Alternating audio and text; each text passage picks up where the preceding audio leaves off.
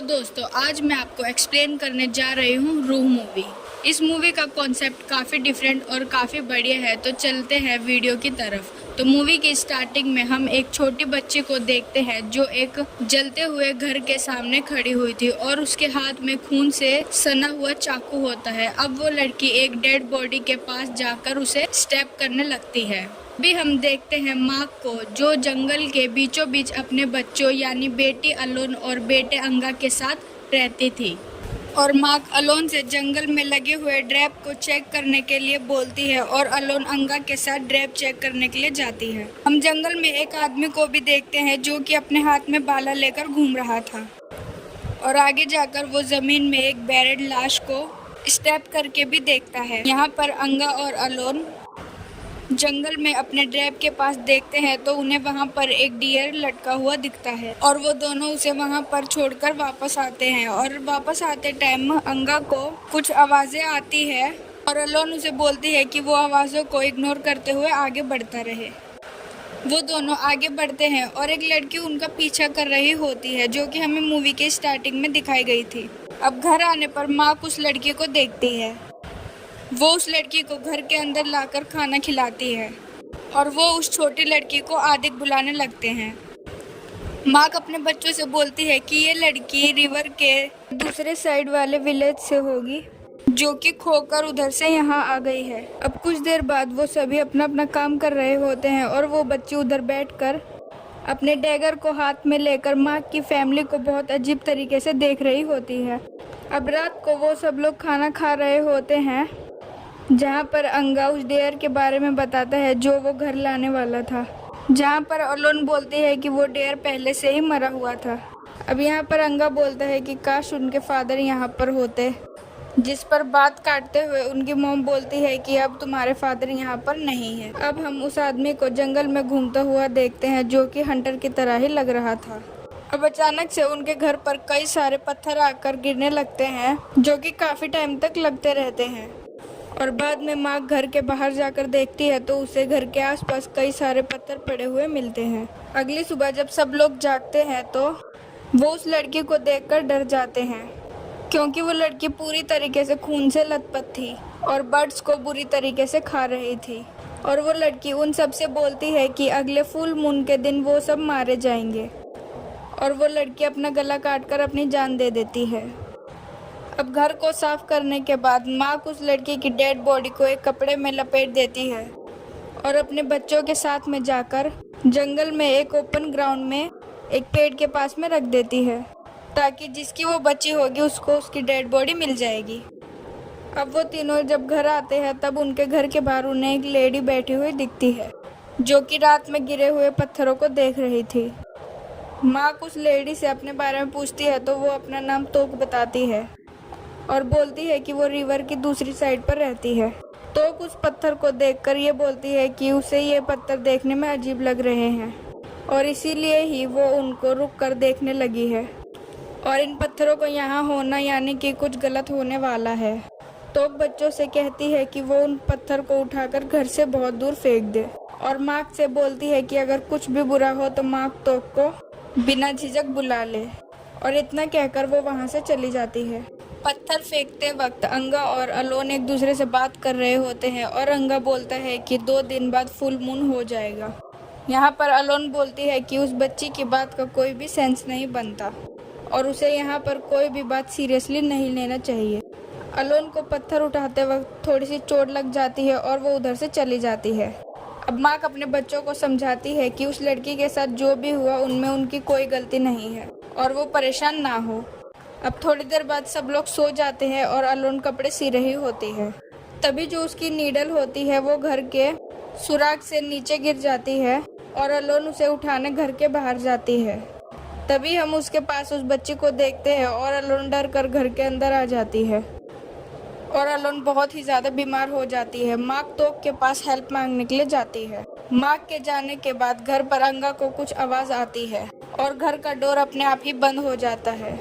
अंगा अंदर जाकर देखता है तो उधर कोई भी नहीं होता, लेकिन उसे घर के बाहर उसी बच्ची का डैगर मिलता है जिसे वो अपने पास रख लेता है। इधर तो मार्क से बोलती है कि अलोन सिर्फ बीमार हो सकती है बट कोई रिस्क नहीं लेना चाहिए और कोई इंतज़ाम करना चाहिए। तो कब एक रिचुअल करने लगती है और अंगा के लाए हुए हैन को काटकर उसका ब्लड एक बर्तन में रखती है। तोक मिट्टी को कपड़े में बांधकर माक को दे देती है और तोक के इस रिचुअल से अलोन ठीक होती जा रही थी। माक उस मिट्टी की पोटली को घर लेकर चली जाती है और तोक यहाँ पर अंगा 2 बर्ड्स मारने के लिए कहती है और हैन के ब्लड को रिवर में बहाने के लिए बोलती है। अब अंगा यहाँ पर ब्लड को तो बहा देता है और एक बर्ड को भी मार देता है और दूसरे बर्ड को वो नहीं मार पाता, उसे फ्री करके उड़ा देता है। अब रात को तोक माक के घर पर होती है और माक उसे साथ रहने का बोलती है, जिस पर तोक मना कर देती है। अब घर के अंदर अलोन अंगा से बोलती है कि उनके फादर घर छोड़कर चले गए थे और अब वो कभी वापस आएंगे। इस पर अंगा बोलता है कि उसको उम्मीद है वो जल्द ही आएंगे। अब रात को सोते टाइम माक को पत्थरों की आवाज़ आती है और वो खुद को बाहर बैठे हुए देखती है, पर वहाँ पर कोई भी नहीं था। अब तभी माक के घर में थोड़ी सी हलचल होने लगती है और घर का सामान नीचे गिरने लगता है। अब अगली सुबह माक और उसके बच्चे उसी स्ट्रेंजर को घर के बाहर देखते हैं और वो आदमी वहाँ पर कुछ फील करके माक से बोलता है कि उसने यहाँ पर किसी बच्ची को देखा, जिस पर माक साफ मना कर देती है और माक उस आदमी को वहाँ से जाने के लिए बोलती है। उस आदमी के जाने के बाद अंगा माक से बोलता है कि वो आदमी हंटर की तरह लग रहा था और माक उसे बोलती है कि वो कोई बुरा इंसान ही होगा और अंगा बोलता है कि वो आदमी उस बच्ची का बाप भी हो सकता है जो यहाँ पर मारी गई थी। माक बोलती है कि जब से वो बच्ची आई है तब से कुछ न कुछ गलत ही हो रहा है और अब ये आदमी का आना भी कुछ सही नहीं लग रहा। अब हम उस आदमी को देखते हैं। यहाँ पर वो आदमी हिल टॉप पर तोक की रहने की जगह पर आता है और वहाँ पर हर चीज को देखने लगता है। अब रात को सोते हुए अलोन अचानक से जाग जाती है और वो घर से बाहर निकलकर कहीं जाने लगती है।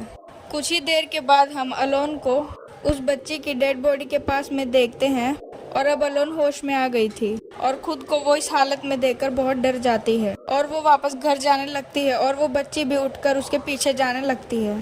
अलोन जब घर पहुंचती है तो घर के डोर पर भी उसे वही बच्ची दिखाई देती है और इससे अलोन बहुत डर जाती है।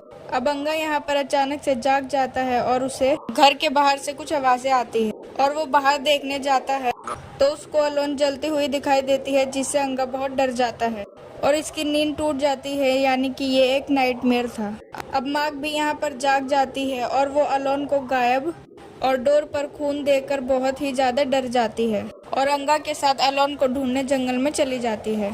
ढूंढते ढूंढते उन्हें जंगल में तोक दिखाई देती है, जिसको माक अलोन के गायब होने के बारे में बताती है और तोक उसे बोलती है कि वो कुछ स्ट्रेंज सेंस कर पा रही है।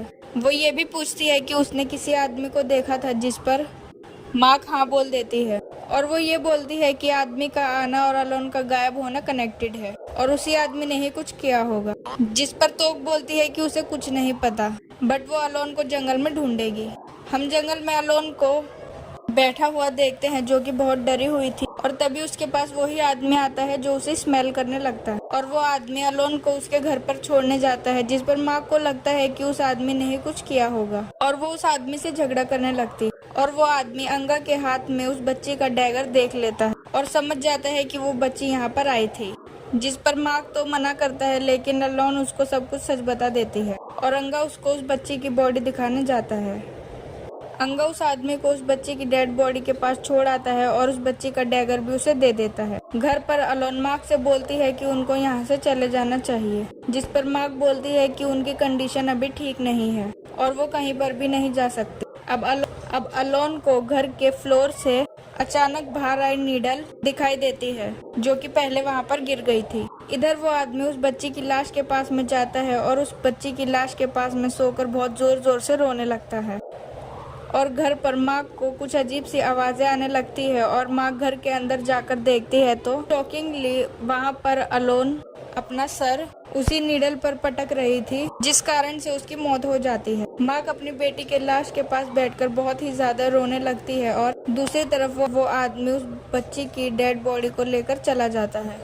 अब अंगा वापस घर आ रहा होता है, तभी वहाँ पर उसे अलोन की स्पिरिट दिखाई देती है, जो अंगा को भागने के लिए बोलती है और वो वहाँ से भाग जाता है। इधर तोक माक के घर पर आई हुई थी और वो मार्क से बोलती है कि मार्क के पास एक बच्ची आई थी जिस पर मार्क हाँ बोलती है और सारी बात बता देती है और साथ ही ये भी बोलती है कि उसने उस आदमी को उस बच्ची की लाश के पास में भेज दिया था, जिस पर तो गुस्सा हो जाती है और उसने उस बच्ची की लाश के बारे में उसको क्यों बताया, जिस पर वो बोलती है कि वो आदमी बोल रहा था कि वो रिवर के उस पार से आया है। और तो यहाँ पर ये बोलती है कि रिवर के दूसरी साइड पर सब खत्म हो चुका है और सब कुछ जल गया है, वहाँ पर कोई भी जिंदा नहीं बचा है। तो बोलती है कि अब उस आदमी के पास बॉडी है तो वो पता नहीं क्या क्या करेगा और आगे क्या भयानक होगा ये हम सोच भी नहीं सकते। और अब अंगा घर वापस आ चुका होता है और तोक वहाँ से चली जाती है और दूसरी तरफ वो आदमी उस बच्ची के ऊपर अपना ब्लड डालकर कोई रिचुअल कर रहा होता है और साथ ही तोक भी कोई रिचुअल कर रही होती है जहाँ पर उसे अपने पास अलोन की स्पिरिट दिखाई देती है। अब वो आदमी उस बच्ची की डेड बॉडी को बिठा देता है और उससे कहता है कि उसके कुछ सवाल है जिसका उसे कुछ जवाब देना होगा और तभी वहाँ पर जलती हुई आग अचानक से बुझ जाती है। अब अगले दिन माँ घर छोड़कर जाने के लिए तैयार हो रही होती है और वो अंगा से भी बोलती है कि वो तैयार हो जाए, जिस पर अंगा बोलता है कि उसे भूख लगी है और वो चला जाता है खाने की तलाश में। और तभी माँ के घर में रखे हुए बर्तनों में अचानक से आग लग जाती है। इधर वो आदमी जागता है और यहाँ से सीधा माँ के घर पर आता है जहाँ पर माँ अपने बच्चे को ढूंढ रही थी और ये आदमी मार्क से अंगा के बारे में पूछता है, जिस पर मार्क उस पर गुस्सा करने लगती है कि उसकी ही वजह से उसकी बेटी की ये हालत हुई है। वो आदमी यहाँ पर ये बोलता है कि मार्क को ये जगह जल्द से जल्द छोड़कर चला जाना चाहिए और अगर वो ऐसा नहीं करेगी तो बहुत ही ज़्यादा बुरा होगा, जिस पर मार्क उसे झगड़ा करने लगती है और तोक भी उसे गलत बोलकर उससे बहस करने लगती है। अब वो आदमी अपना भाला छोड़कर यहाँ से चला जाता है और बोलता है कि इस भाले की जरूरत माँ को ज्यादा है और वो अंगा को भी खुद ही ढूंढ लेगा। माँ अब उस आदमी का भाला लेकर जंगल में जाती है और हम जंगल में अंगा को देखते हैं जो उस डियर को खींच कर कहीं ले जा रहा होता है और वो आदमी उसको पकड़ लेता है और उसका गला काटकर उसे जान से मार देता है और मार्क वहाँ पर आकर उस आदमी को स्टैप कर देती है। मार्क वहाँ पर उस डियर को आधा खाया हुआ देखती है और वो बहुत डर जाती है। अब हम उस आदमी को देखते हैं जो तोक के पास था। तोक उस आदमी से बोलती है कि उसने अंगा को क्यों मारा, जिस पर वो आदमी बोलता है कि वो पजेस हो गया था और उस आदमी की बेटी भी पजेस थी और वो बच्ची भी इसी आदमी की बेटी थी। अब तोक यहाँ पर बोलती है कि इंसानों को मूर्ख बनाना बहुत ही ज्यादा आसान है और ये सब किसी और का नहीं बल्कि तोक का ही काम था और उसी ने ही इस आदमी से यह सब काम करवाया था। तोक अब ये बोलती है कि उस बच्ची का शरीर आगे किसी और बच्चे के लिए ऑफरिंग होगा और अब एक नया बच्चा ये सब करेगा और साथ ही वो आदमी किसी को भी बचा नहीं पाया, यानी कि ये आदमी गलत नहीं था बल्कि तोक गलत थी।